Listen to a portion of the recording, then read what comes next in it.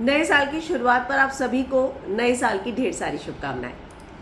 तो latest voting trend की बात करते हैं कि आखिर इस हफ्ते यानी कि नए साल का ये पहला हफ्ता घर के अंदर, बिग बॉस के घर के अंदर किस पर भारी पड़ने वाला है और कौन जो है एलिमिनेट हो सकता है।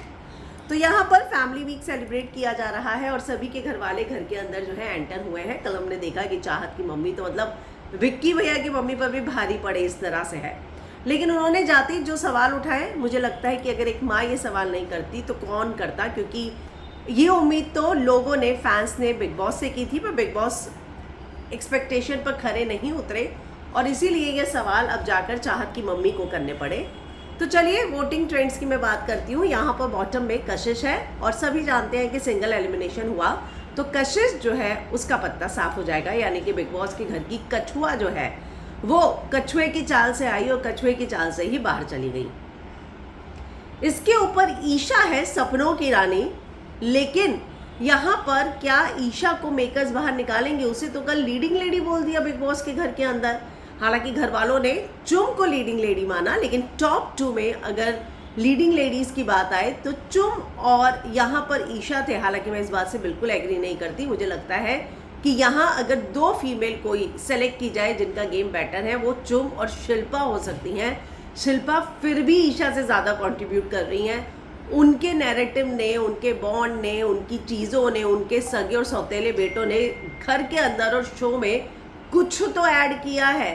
तो यहाँ पर मैं शिल्पा को टॉप 2 में मानती हूँ। तो ईशा को लेकिन मेकर्स निकलने नहीं देंगे, तो एक बड़ा ट्विस्ट हम एक्सपेक्ट कर सकते हैं और मुझे नहीं लगता फिर डबल एलिमिनेशन होगा, क्योंकि अगर डबल एलिमिनेशन होता है तो यहाँ पर ईशा का पत्ता कट सकता है। अब ईशा के ऊपर श्रुतिका है और फिर चाहत है। इसके बाद नंबर 3 पर आते हैं अविनाश। हालांकि अविनाश जिस तरीके से गेम खेल रहा है, मुझे ये लगता है कि कहीं ऐसा ना हो कि वो अच्छों का आने वाले 2 हफ्तों में पत्ता काट कर टॉप 2 में पहुंच जाए और यहाँ पर जिनको हम सोच रहे हैं कि ट्रॉफी लेकर जाए वो इधर उधर खड़े रहे और अविनाश ट्रॉफी लेकर चला जाए। लेकिन उसके लिए उसे, मतलब जिसे कहते हैं ना, एड़ी चोटी का जोर लगाना पड़ेगा, क्योंकि फिलहाल अभी भी गेम में और सोशल मीडिया पर अगर मैं कहूँ तो रजत, विवियन, करण तीनों उससे आगे हैं। लेकिन अब अगर विवियन और रजत की मैं बात करूँ तो विवियन नंबर 2 पर है और रजत नंबर 1 पर है, क्योंकि सोशल मीडिया पर अब वो टाइम आ गया है जब रजत और उसके दोस्त अपनी पावर दिखाएंगे, फैंस की पावर दिखाएंगे, और वो सही भी है क्योंकि ये सही टाइम है। अभी तक जो है वो आगे आगे आगे बढ़ा है अपने गेम के भरोसे। और यहाँ पर अब उसके फ्रेंड्स, आप जानती हैं मैं एल्विश आर्मी की ही बात कर रही हूँ, तो वो लोग जो है ज़रूर रजत को सेव करेंगे। लेकिन अगर घर के अंदर रजत टिक जाता है तो वो ट्रॉफी लेकर भी जा सकता है। और नंबर 2 पर विवियन, कल भी जब अविनाश ने उसे विनर नहीं माना और विवियन चुप रहा, मतलब यहाँ कंगना भी चाहती थी कि वो बोले, उसको हिंट भी दिया गया, लेकिन फिर भी वो चुप रहा।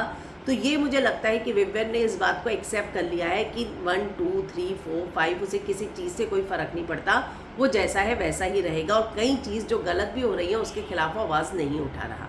तो आप क्या कहेंगे इस पर? कमेंट में अपनी राय लिखकर ज़रूर बताइए कि आप क्या चाहते हैं कि इसमें से जितने भी नॉमिनेटेड हैं उनमें से कौन बाहर आना चाहिए, और अगर यहाँ पर पावर मिल गई चुम को तो वो किसे सेव करेंगी एंड मोमेंट पर। और अगर मुझे लगता है कि यहाँ पर उसे पावर मिली तो यहाँ पर श्रुतिका को सेव कर देगी। जाहिर सी बात है, टाइम गॉड उसकी वजह से बनी है, तो श्रुतिका को वो ज़रूर सेव करती हुई नजर आएंगी।